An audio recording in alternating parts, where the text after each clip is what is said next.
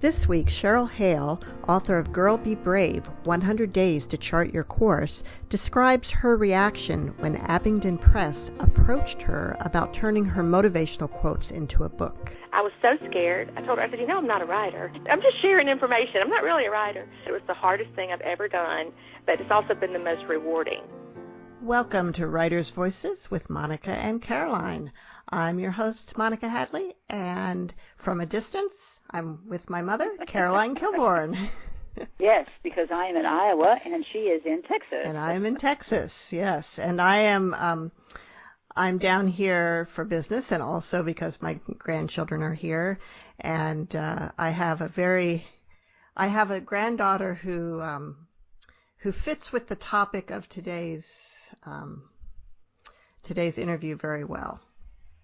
Ah. Wouldn't you say? Good.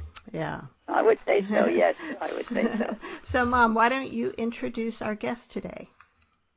Okay, our guest today is, Cheryl Hale, and she is a writer, artist, designer, businesswoman, and mom.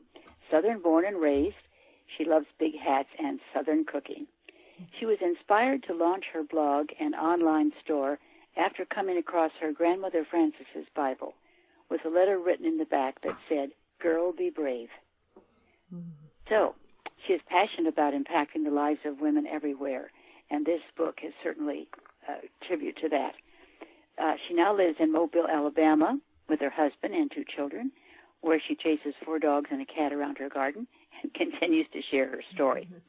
Girl, Be Brave is her first book, and I want to say at the outset, everyone should read this book, slowly and mindfully. You will enjoy it.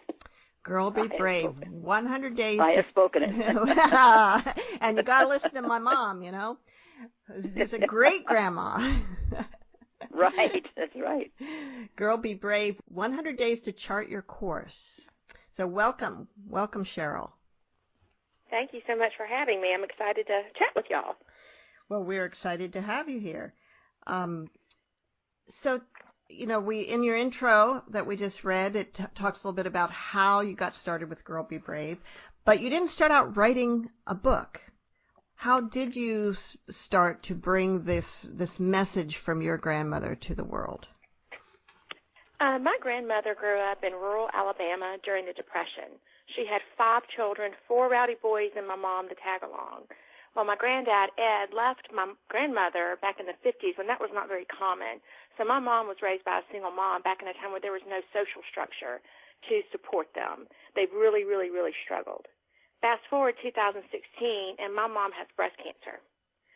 So it's Christmas time, and we're sitting in the kitchen, and I said, hey, let's read my grandmother's Bible.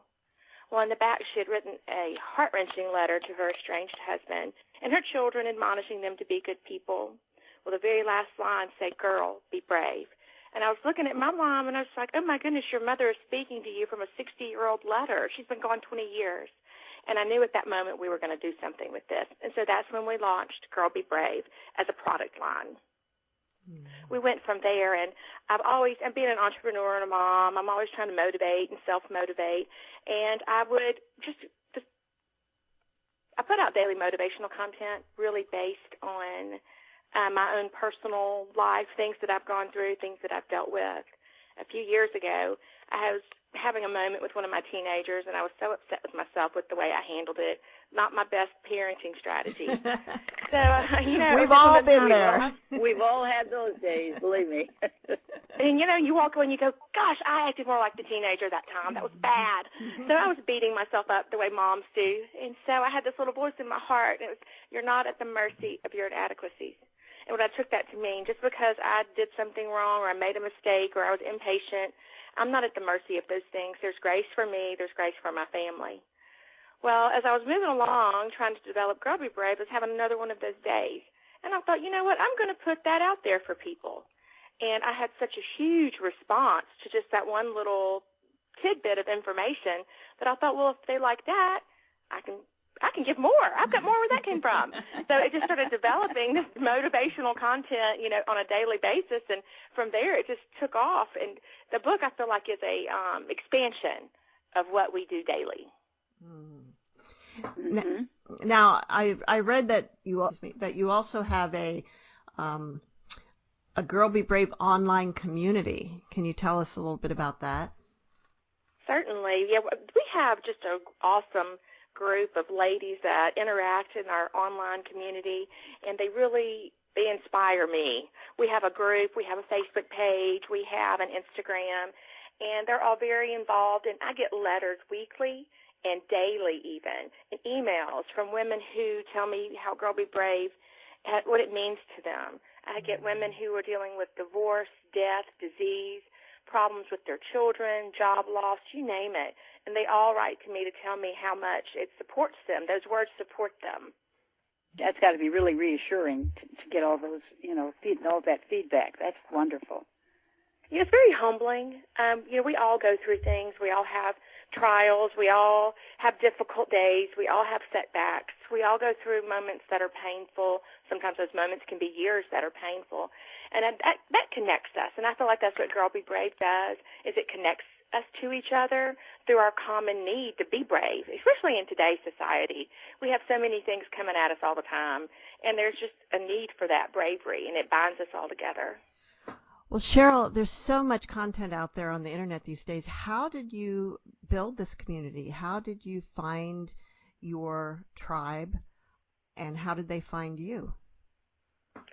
That I'm not really sure. I think it was the content. Like I said, that joins us. That as everything that I write in the book and all of the content that I put out is a direct reflection of my own personal life, things that I go through, things that I deal with. And so in a way, I'm really just sharing my own experience and sharing the things I would tell myself or I would tell my children. And I think people responded to that because we're really all not that different. We all go through the same kinds of things. Some are just horrific, and sometimes it's just that low level dissatisfaction and frustration with life, trying to raise children or work or all the things that we women take on. And I think it connects us to each other, and we found each other, and it started to flourish. And I feel like the women who are online are really friends. Really friends. I know about them. They know about me. And I see their cat. I know their cat's name. I mean, we're friends. We've gotten to know each other through all of this. Well, the reason I said I have my granddaughter fits this really well is she always amazes me with how brave she is in many ways. She's only 7, just turned 7, but she is fearless, that girl. Ever since she was so tiny, fun. I know, jumping from high things and just she got bitten badly by a dog, still has no fear of dogs. She's just, that's amazing. Yeah, she's just really, whatever she'd get hurt, she'd just one time I was with her and she fell and she cut her chin, and she was just spinning around, fell on the floor, cut her chin, had to go to the emergency room, get stitches. She comes home and she said, "That was just like a hospital. This is the best night ever." Oh, my daughter Madison was like that. She, at 3 years old, would climb up into the high dive at the pool we were at and jump off of it with absolutely no fear. I would be too afraid to even climb up the ladder. Oh, yeah, me too. Me too. I'm still a little bit of, well, actually, I'm beyond the point where I would climb up the ladder, but even at the point where I had a lot of trepidation about it. So, no doubt about it. Yeah. So now, your mother, did she survive her illness? She did. She is Great. on her last, I think, year of medication, her daily chemo medication, and she is doing really, really well. So is she part of this project with you? She cheers me on from the sidelines, and she's a widow now, and she works part-time, so she cheers me on from the sidelines, but I think she enjoys her time to rest. She's raised her children, took care of her home and her husband and her pets, and so now she likes to spend her time in the garden with me. That's where I get it from. Ah. We live across the street from each other, and so we have a little spot that we have created a garden. Oh, great. What I really like about it is the format that it's written in, because there's so much here. But okay, so there's a sentence, and then she has a word written in cursive, which pinpoints the thought of that sentence, and it's just amazing. I had for every single chapter, I had something that I marked, and I can't begin to tell you all the things, but it just the way she wrote it made it so easy to read, and yet I didn't want to hurry because I wanted to get all of the wisdom out of it that I could, and it was. But once again, the format is it's unusual, and it's really good. How did you come up with that format? I think the writing is more, the cursive writing is to reflect the way that my grandmother's writing was in the back of that Bible. The logo for Girl Be Brave, I tried to mimic my grandmother's writing as much as possible because it was so powerful. You notice that it doesn't have the comma, and people would always ask me about that.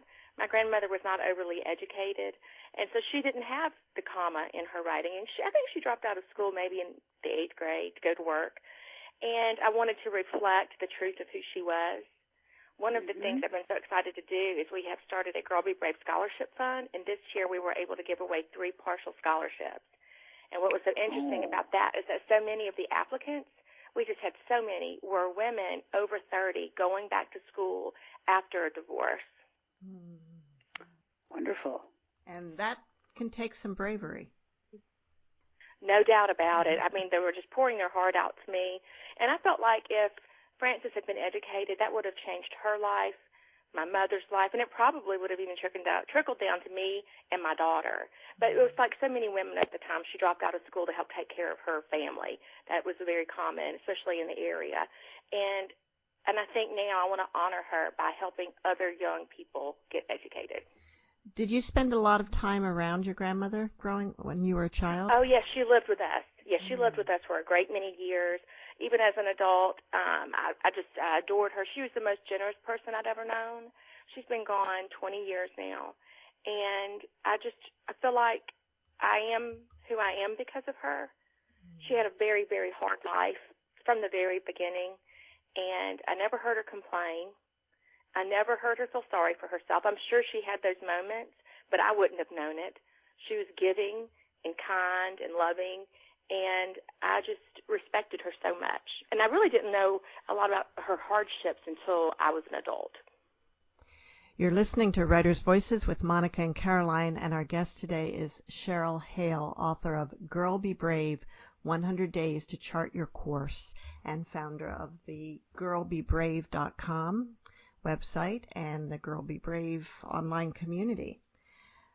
Cheryl, I don't have the book in front of me because it's in Iowa with my mother, but I remember when I was reading it that I found a section that is like, oh, wait a minute, this is what I say all the time, what I tell people, and I'm an entrepreneur. I actually have a fairly substantial manufacturing business with 5 or 6 manufacturing locations, and oh wow, yeah, and one of the things that I say is sort of one of my themes is, if it were easy, anyone could do it, and the problems are what make the opportunities for you. And you had a page like that, or something very similar to that, didn't you?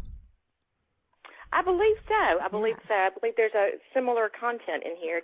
Yes. I don't know which day it was. I don't remember either. I don't remember the days. Oh, my goodness. But it is true. If it were easy, everybody would do it. It's not easy. And that's what makes us grow, though, the challenges. Mm-hmm. Being able to persevere, learn, have a little grit, and pick yourself up. If it were easy, it wouldn't be all that rewarding.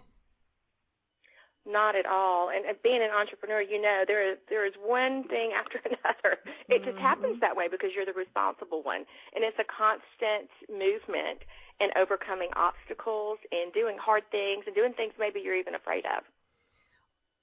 You've said it. That's exactly.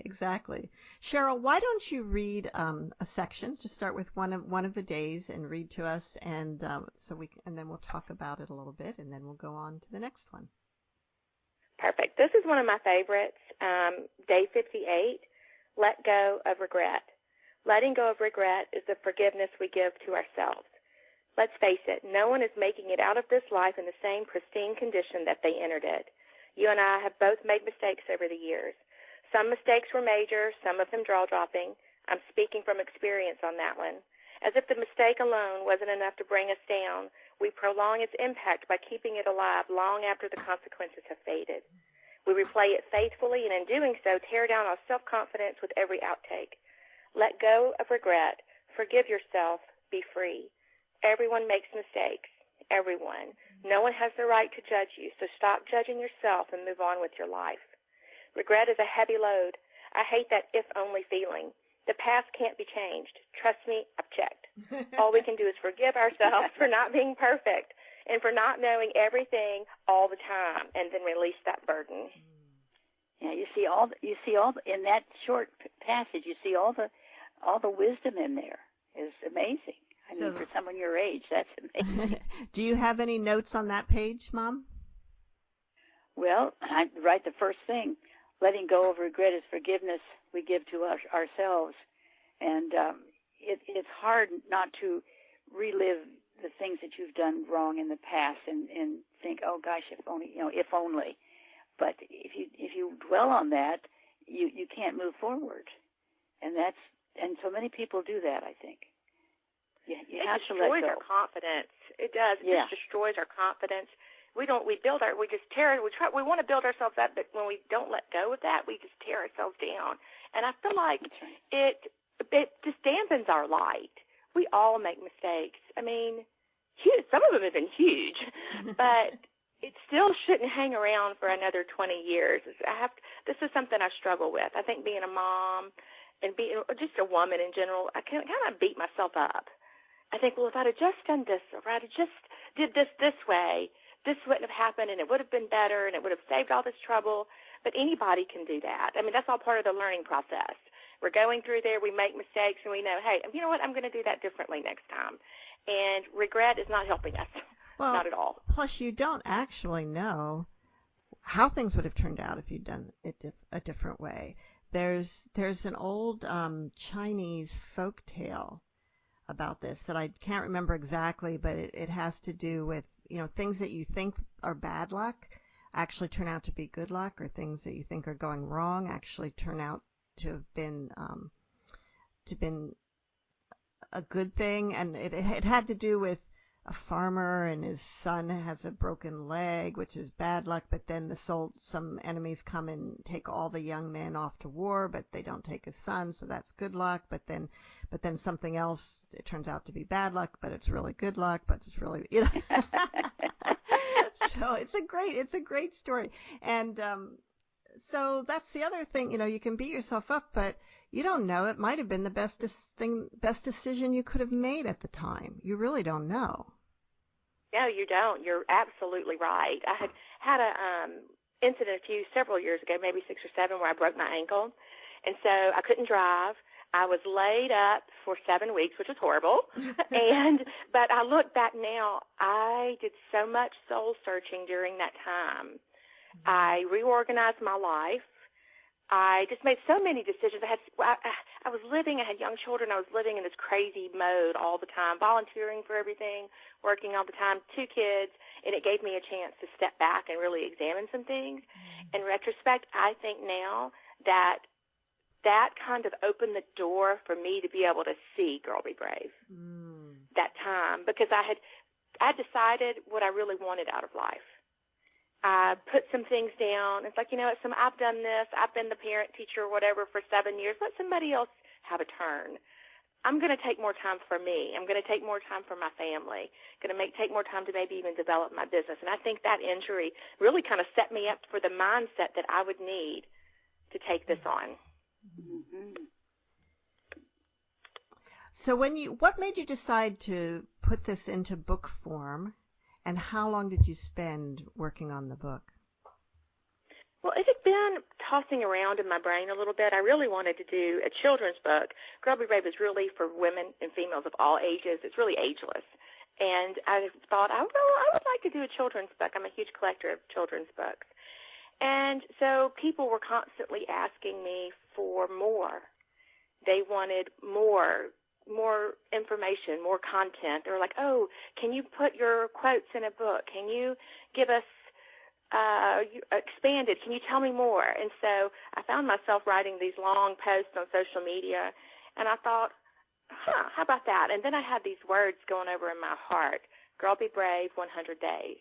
And I don't know why, but I felt like at 100 days you can do a lot. You can change your life in 100 days. And I know that's a bold statement, but we can change some things in 100 days. We can change our outlook for sure. And so I was approached by Abingdon Press to do a gift book, and I thought, well, that's perfect. I was so scared. I told her, I said, I'm not a writer, right? And I'm just sharing information. I'm not really a writer. And I was so scared. I was terrified. It was the hardest thing I've ever done, but it's also been the most rewarding. And it took me probably because it was during the Christmas season, it probably took me a few months, 4 months to get it all together. But like I said, it was a difficult thing to do, but it was a worthwhile thing to do. So you had a publisher approach you. Yes, and I know that's not very common. No, it's not. And I was 45 years old, and I thought, here I am at 45 years old, an entirely new career path. And I told my husband I was so scared. I have a retail shop, so it came around Christmas time, which is my busiest season. And I thought, but this is a lifetime opportunity. I have to do this. I have to do it. I don't know how to do it. I don't consider myself a writer, but I'm going to do it. And I was so grateful to them for that. And I thought, wow, they helped me develop my confidence and really kind of patted me on the back when I needed it, or a little comforting, a little soothing, or I was having a meltdown about my abilities. And but here we are, and it was worthwhile, and it's been my heart is in those pages. I just poured myself into it. I tried not to hold back anything. I tried to just pour it all in there. And I think it connected with people because they go through the same types of things. Oh, absolutely.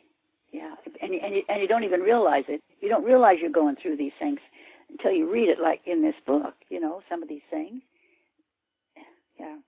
I mean, I'm 84 years old, and, a lot of things, got a lot of things in here that I've done. It's true. Sometimes I think we're so busy and we're so bombarded with information. And so that's what I mean. I was like on autopilot before I broke my leg. I was just doing the things. Whatever the things were, I was just doing them like a crazy person in a panic all the time. And when I broke my leg, it gave me a minute to reflect because I couldn't do all those things. And that really set me up to say, I want to go deeper in life. I want my life to have more meaning. Not that all the volunteering, it was great, but I think I was burnt out. I'd done it for so long. And I wanted my life to have more meaning. I wanted it to mean something, all of the work and all of the time and energy. And so it wasn't long after that, just maybe 3 years, that we developed Girl Be Brave. And then I don't know how they found me. I think it was social media. Wow. You often hear when people are facing a life-threatening illness that they change their life because they realize what's a priority and what's not, and it has a major impact. So you were actually very fortunate to have that experience without having to have the life-threatening illness. Absolutely, because I was stranded. I mean, I couldn't drive.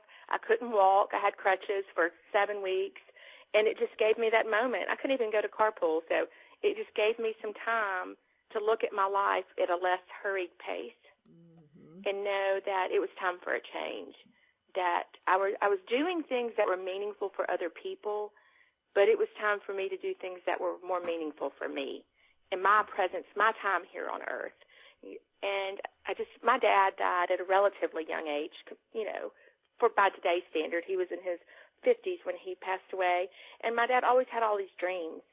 And I watched him be so busy and work so hard. And say, one day. And I knew after my time with a broken ankle that I wanted my one day to be now. Because we're not guaranteed time. Cheryl, it's interesting because my father, died very young at 49. But he actually departed from the normal path that that he was on and would have expected to take to try and follow his dreams. And he actually got to do a lot of things that many people like your father would have pushed off until a later time. Wouldn't you say, Mom, that was true? Oh yeah. He he had so many talents, and he was able to use a lot of them. He was wonderful. an artist, and he was really into sustainable agriculture. And so, I mean, when I was in high school, he went down to part-time. He was a civil engineer, went down to part-time at work so that he could work on his art and some theater projects that he had, and his he had bought a farm to eventually live off the land and to work on that. And, most people, he had 5 kids at home. 5 kids, but Wow. he cut back on working to follow his dreams. And I often thought, well, maybe on some level he knew he didn't have that much time. Obviously not consciously, but he was very fortunate that he did do those things at a younger age than a lot of people might have. Absolutely, and we're not promised time. Some days we feel invincible, and some days I feel like I've got another 50 years already on me, but it's so important. I do. Somebody's like, wow, why does that hurt? I don't understand what I did. I know. The other day I was talking to one of my girls in the shop, and I just turned my neck in a funny way, I guess, and I thought, I told her I just hurt myself. How did I hurt myself just turning to look to the other side? I don't know how I did that. But I think it's so important to take those opportunities that come to us. And I think if we're open to it, they do. They might be small. They might not look like an opportunity. They might look like a struggle. They might look like a difficulty. But they're opportunities, just as you said. And if we're open to it, we can find ways to fulfill our purpose and live out those things we have in our heart. It doesn't have to be this huge dramatic thing. It can be in small ways. Like you say, theater projects and art. I think art's a powerful thing. I'm an artist too. And making time for those things and making moments that matter with your dreams and in your purpose.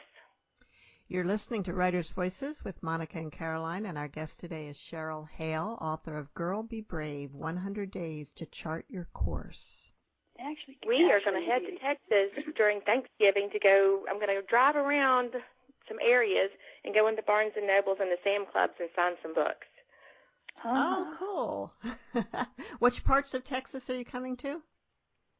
I'm thinking so far we're going to do Dallas, Houston, Austin, and Fort Worth, maybe. Okay. This is my first year that my children are not with me for Thanksgiving. They are with their significant others. They're both in college, going to their families for Thanksgiving. So I told my husband, if I stay here on Thanksgiving by myself, all I'm going to do is be sad and cry. I'm going to be crying in my turkey. I'm just not ready. So let's take a road trip. And so we're just going to have an old-fashioned road trip, just the 2 of us, and just go see what we find. Maybe we'll turn up some adventure, but I'm so excited about it. So you said you were in Texas, so I am. I'm in Austin. I'm in Austin. We'll see. I'll be there next week. Yeah, and I'm having Thanksgiving with my 2 children and my son's whole family, and but for the first time ever, we are going out for Thanksgiving. Well, that'll be nice. Yeah. At least there's no cleanup. That exactly. Have to so clean much it less up. work. Yeah. And it's not that I actually enjoy making the turkey and everything, and we have this whole, this a very traditional, complete Thanksgiving menu, but my grandkids don't actually like it. And they don't really like turkey and mashed potatoes, and I guess there's some things they'll eat, but a lot of it they just aren't interested in. But the kicker is that my daughter, who has always helps me, she's an adult, she's in her 30s, and she says she doesn't want to help. And I said, well, I'll do it myself. She goes, yeah, but if I'm there, I'll end up helping, and she didn't want to. So we decided we'd go out. And we're going to put in a plug here for the Paul Martin Grill at the Domain, which has a complete traditional Thanksgiving buffet. Wow. So, yeah. That sounds awesome. It does. So maybe I'll see you there.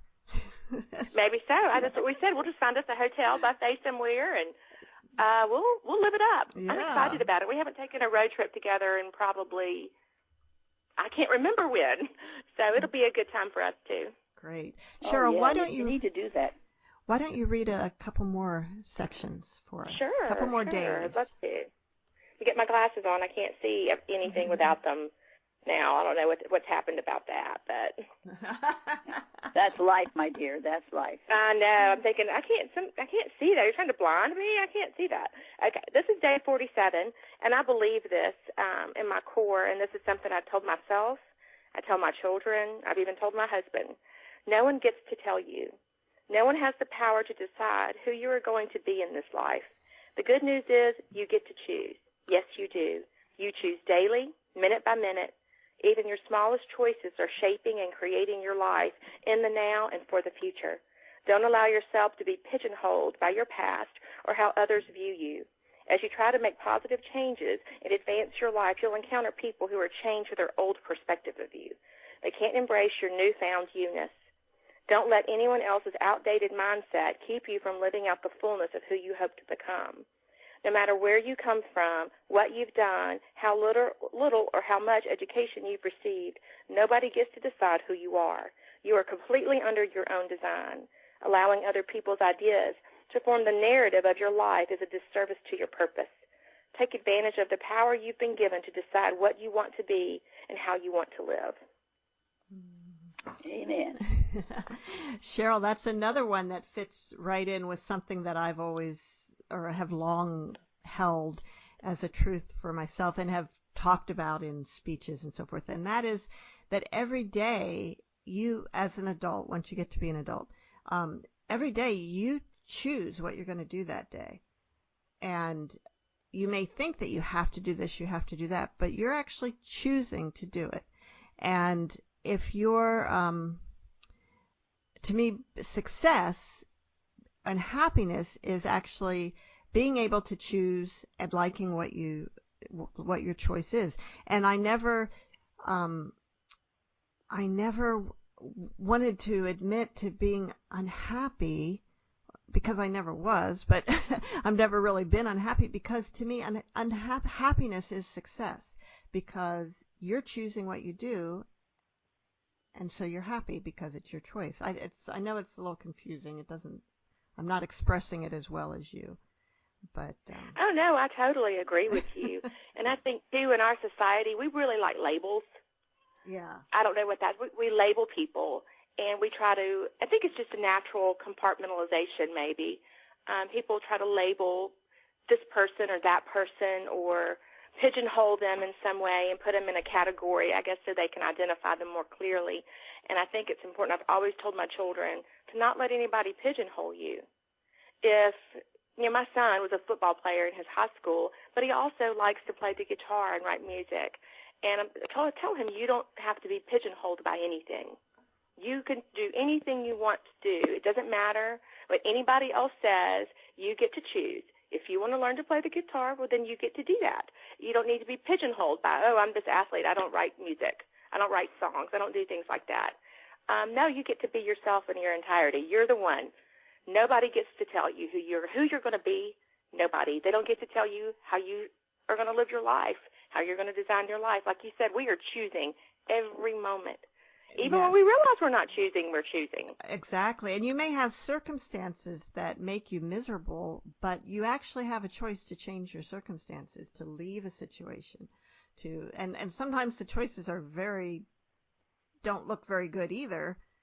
But the other thing that I say about that is that there's almost no decision that you make that's irreversible. So sometimes Absolutely. you just go for something. You make a choice. You make a decision. You do it. Don't spend a lot of time, what's going to happen? Is it going to this? Is it going to that? You don't know till you do it. But you can almost always unwrap things. There's a couple things you can't really unravel. One is having children. You can't take that back. No, that's true. Yeah. And there's a couple others, but most things are reversible. They are, and I think it's important to, even for young people, even at my age, and anybody's age to experiment with new things. We're all still, I believe, as long as we're on this earth, we're on a journey of self-discovery. I think as long as we're on this earth, we have purpose, and that purpose changes. I'm not a daily mom anymore. I miss it terribly, but I still have purpose, and I'm still a mom, and I have new purposes that are coming into my life now that I think, that I have more free time, and it's coming at just the right time. So I think we're constantly developing and peeling back the layers and unearthing our potential every day as long as we're here. Well, just wait until you have grandkids, then the fun begins. That's what I've been told. That's what I've been told. I'm looking forward to it. Not anytime in the next couple of years, but I'm looking forward to it. It's a saying it's on a plaque. It says, let's see, I don't think I could love my grandchildren any more than I do, and then tomorrow comes. That's right. So speaking of grandchildren, I've been coaching my grandson this week because he told me he wants to start a company, and he and a couple of his friends. And that's awesome. I know. He's 10 years old, just turned 10. And he's working on a book, which will be the first product of this company, a graphic novel. But he has to learn how to draw on computer because right now he's just drawing on paper. But we got to learn how to self-publish, print on demand. And he's really excited about this. His long-term goal is to be a movie producer. He's pretty set on that. Or movie director. But that's pretty awesome, though. No, it is. But they're starting out with a book with these characters that are called Adventure Raptors, and he's actually got two. There's another character that's kind of comic relief who's called Random Guy, but so there's Adventure Raptors and Random Guy. But then he wants to make merch, which I guess is what they call merchandise now. It's merch that's related to the book. And I'm looking at your website, and I'm looking at all your very cool merch. So how'd you go about developing all this? You've got Girl Be Brave water bottles, and Girl Be Brave pillow, and Girl Be Brave jewelry, and stuffed animals, and clothing, and journal. So tell me a little bit about the process that you did to develop all of this. Yeah, there is a learning curve there. Trust me on that. I've made some mistakes. We were talking about those earlier. I tried to get items that I thought I would like to use, and I'm an interior designer, so I like stuff. I like pretty stuff. So, everybody like pretty. And I just went through there and started picking a few items here and there to start to develop. I was very nervous. Being in manufacturing, things are very expensive to have things made. Oh, yeah. But the biggest lesson I learned, my first item were the notebooks, the journals. Well, I had the design made, the logo, and that's based off of a painting I did. And I sent it off to the company, and they sent me back a mock-up. Well, I have a problem with assuming things, that it's getting better now that I have this company. I looked at the mock-up and I thought, we already talked about this. I'm sure that they know it's not supposed to look like that. And so I let them go forward. So when the product arrives, I have 1,000 journals that are completely wrong. The front cover had been cut in half, and they're not sellable. So I had all of these journals. They're in my closet upstairs in my guest room now, and I will be using them till the day I die, and they're not usable. And so I learned a lesson. Never assume anything. Check and double check. Just make sure you're communicating clearly. It's just things like that. But that was a doozy. I can't tell you how much money and time I invested in unsellable merchandise. So that was a learning curve there. And all of the items that we have, Girl Be Brave is trademarked. So I'm trying to protect it there, and that was a process of learning how the ins and outs of trademarking and things like that. So it's just been a course in learning. I'm learning every day. Every product we put out, I learn something else that I didn't know. And I heard a horror story once of a local lady here who was having something imported, and she didn't check the tariffs. And so when they got the bill, it was like $30,000. Oh, yes. Talk about a learning curve. Yeah. So, we're taking it one step at a time. I learn a lot with each new product development. I really enjoy bringing it together. That part's a lot of fun. watching new things come out, and I've learned a lot for sure. It's been a process. I didn't jump in knowing exactly what I was doing. Well, I just looked at my mom in the kitchen. I said, we're going to do it. And that was it. And you do have some beautiful, beautiful products here. Tell me a little bit about this Girl Be Brave Harmony Angels. Oh, those are angels that I paint. They're oil paintings. They're all different. They're all original. I'm going to paint anyway, so I thought I might as well share them with somebody, because if not, they're just going to stack up everywhere. And we sell a lot of those in the shop too, and those are very special to me. We call those Girl Be Brave Angels, and people really seem to identify with those. And in the shop last holiday season, I had the sweetest lady come in. She was probably in her late 60s, and her adult daughter had passed away. And so she killed by a drunk driver, and she left children behind. So she said when she saw one of those angels, she could see her daughter. And so we all cried and loved and hugged, and she took it with her as a reminder. She said, well, every time she saw it, she said, this looks like her to me. I feel her. And so I've had some really intimate moments with people via connection with the artwork. Oh. Well, do you have another page, another day you'd like to share with us? Certainly. This one is day 26, begin again. You may experience a time when you are forced to bury something that was meaningful to you and start over, whether it's the loss of a marriage, a relationship, or a job. These times can leave you reeling with feelings of confusion, grief, and a hefty dose of the what-ifs. In the face of uncertainty, you will have to dig deep inside yourself and summon up your biggest brave. You'll need to go all in. Don't get stalled while looking for the answer to the question why. You may never know. Focus on your new beginning. See it as an opportunity to create something new and beautiful in your life. It may be different from the one you had, but it can still be good. You will find happiness again. As long as you are alive, there is hope. You can still fulfill your life's purpose. That goes back to what I was saying a few minutes ago about as long as you're alive, there's hope. There's still purpose. As long as you're breathing, there's still purpose down inside of you to impact change, to affect others' lives. And you never know what impact you might be having on others' lives. Absolutely not. Yeah. You never know. Sometimes just a simple act of kindness can do wonders. Just sharing a moment with somebody. Because I know I've experienced that myself. When I'm having just maybe one of the worst days of my life ever, and some random kindness from maybe the lady inside the post office who comforts me or says hi or compliments me or says, hey, that's awesome what you're doing. So I think that connects us all. Yeah. I've always thought that.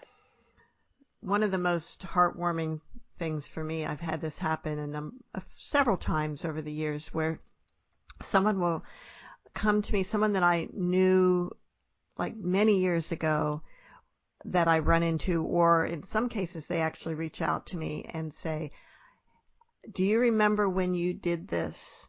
And it made so much difference to me. And sometimes I don't even remember it. Exactly. That's exactly what I'm talking about.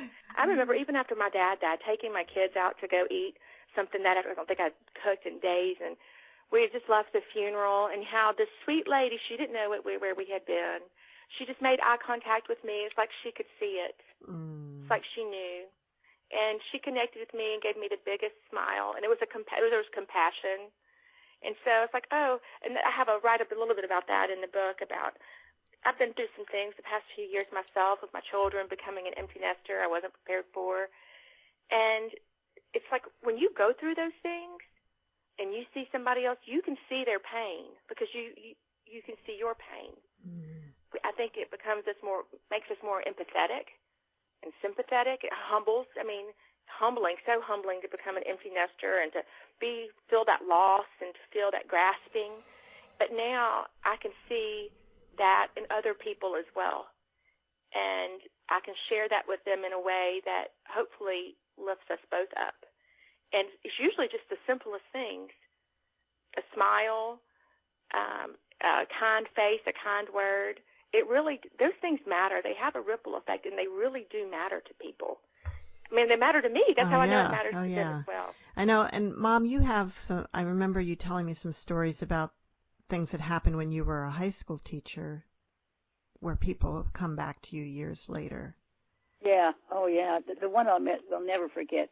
I used to put every day on the board, and this is my English class, a sentence that was incorrect, and then we corrected it, because a lot of my students, what they heard at home was, well, we done this, we done that, stuff like that. And so I ran into this kid in the I think it was out at Hy-Vee at the grocery store, and he spoke to me, and I knew where he sat, but I couldn't remember his name, And but he said, I'm down at Southeastern Community College now, and he said, those grammar lessons that you gave us, he said, they were the best, because now I know what they're talking about down here.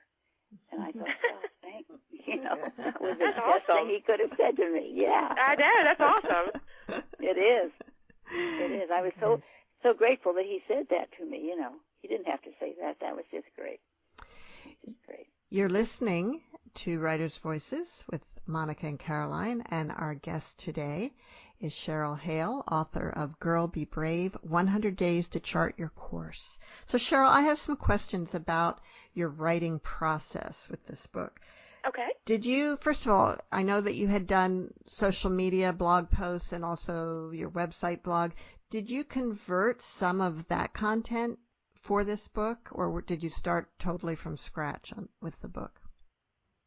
Well, I tried to take some of the more, the quotes that I had gotten such powerful feedback and expand on those. So the content is very similar, but it really takes it to another level. Instead of, 7 or 8 words, it goes into a full page. And that, it's just a lot more depth to it.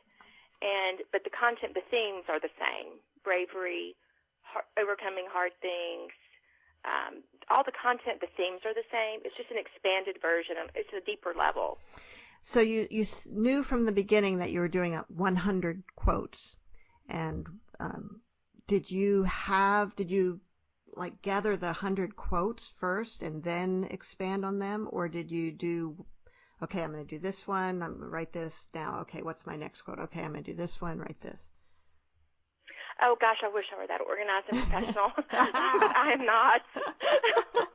I am so not. There was a lot of prayer and a lot of tears and a lot of overcoming fear and things that I thought about myself that, in retrospect, were not true.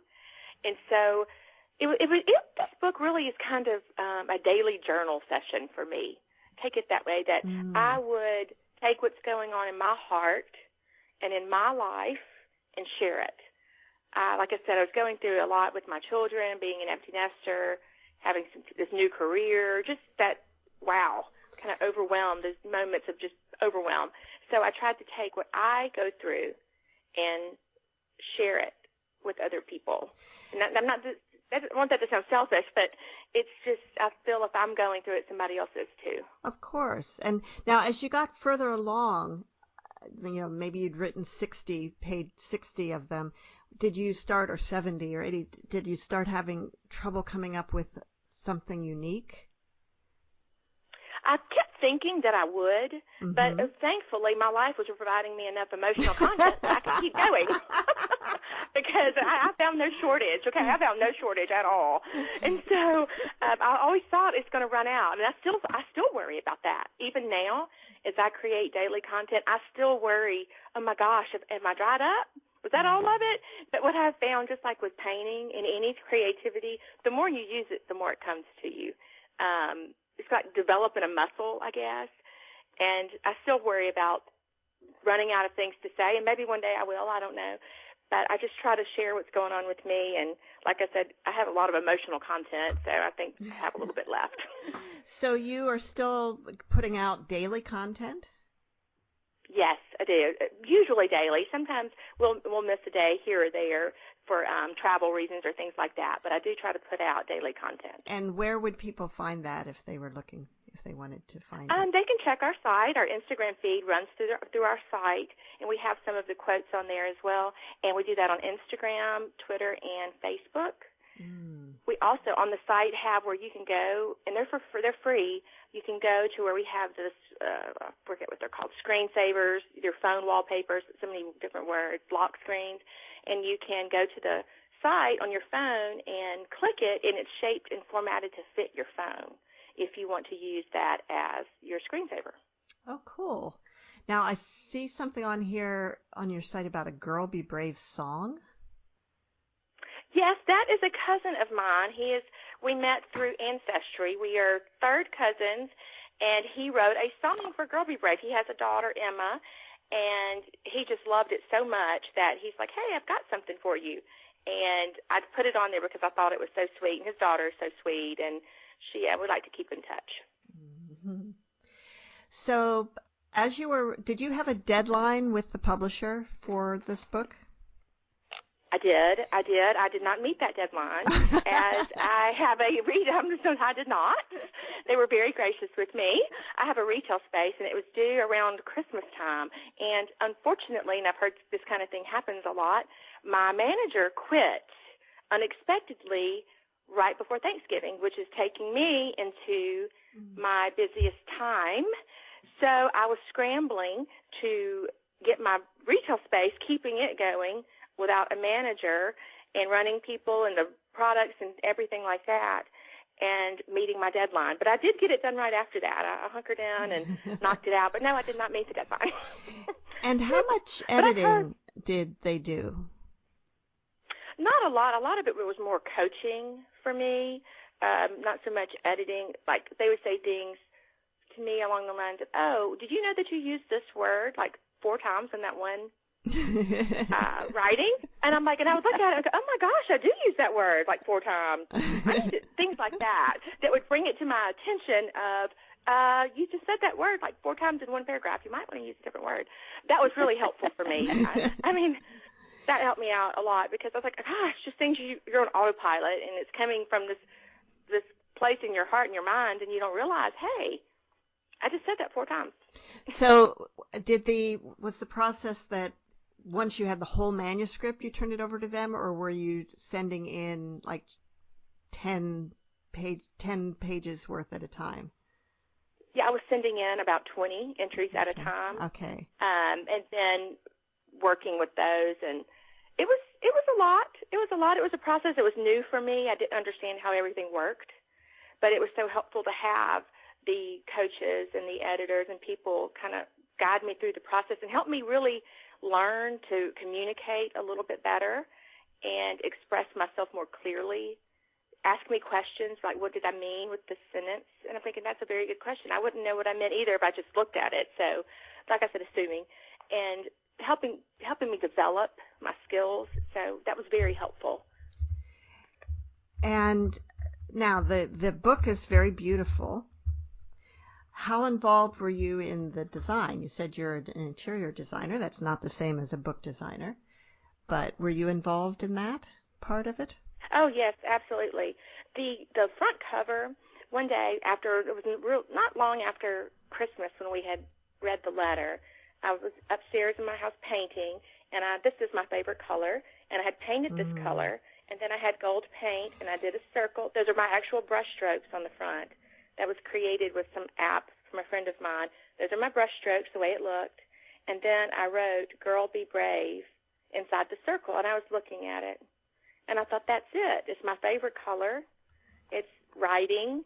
And so I knew I wanted the book to look like this. I wanted it to be our color with the gold. I wanted to have that brushstroke logo. So, yes, I was involved in that for sure. Now, how about the photographs in the book? The ones of my family are from me, but I did not take the other photos. No, there's a photo credit list in the back of who took those photos, but those were included. It was the inspiration because I had these old photos of my grandmother, my great-grandmother. I have photos for my great-great-great-grandmother back in the 1800s, and so I wanted to share those photos of those strong women, and so that was what inspired the idea to have the other photos included, black and white photos of strong women. And did you choose the photos yourself? No, I did not. Okay. I had input, but I did not choose them. Okay. And then there's a lot of graphic design elements inside, too. like I'm looking at day 2, and there's these little, it's your favorite color in the background, but little, like, lines. I don't know I have a lot of input with those, and that kind of reminds me of some of our daily motivational content. I put out quote graphics, is what I call them. So I'm always trying to make them cute or pretty or colorful, happy, and so that's what inspired that. Okay, very cool. But you didn't have to do it all yourself.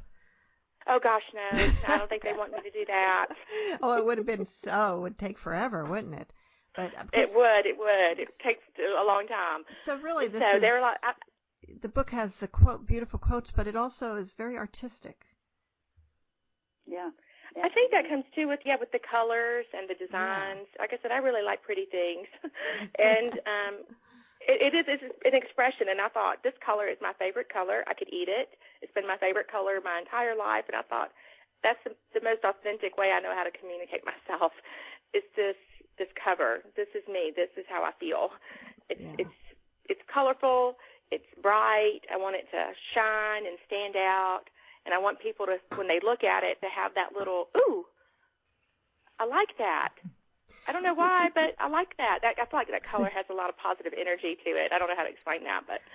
Well, Cheryl, we're almost out of time. Do you have a favorite quote from this book? A favorite one. I have a favorite reading. Okay. I do, and it's Hard Things Make You Beautiful. This is it. Yes, you heard that right. I believe it. When we go through difficult times, we grow. As we grow, we are humbled. The more humbled we are, the more human connections we create. The ability to connect with others on this level makes you beautiful, because human connection is beautiful. We learn from a young age to run away from hard stuff. We learn to avoid pain. But the problem with living to avoid pain is that it keeps you from living fully. How many times have we avoided pain by binging on a half-gallon of ice cream? Maybe instead of gorging ourselves on instant pleasures, we should press into the pain and be present in those difficult situations. We learn what we can, and we grow through it. I've often found that on the other side of those hard times, I'm more aware and more empathetic. Others are going through the same types of pain. At least now I can see theirs, because I also see mine. I also see me. So I really believe that through the years, just grow. You just as adults, you go through so many things, and each thing I just get more and more humbled by, and in a good way, in a wonderful way. But in that, I'm able to see other people's pain. I can see that they too are human. They have needs, and that kindness matters. Words matter. And so I feel like those hard things we go through are really designed to help us be the best version of ourselves and to connect with others. Well, we're out of time, and I want to thank you, Cheryl, for being with us today. And Mom, I know you have a good takeaway for us here. Well, it continues from hers, actually. Kindness is easy to share. It's free and comes back to you in abundance. This was on day 78. You can change the world. Be kind. Yes, ma'am. Thank y'all so much for having me. Well, thank you for being with us, and see you all next week on Writers' Voices. Bye-bye.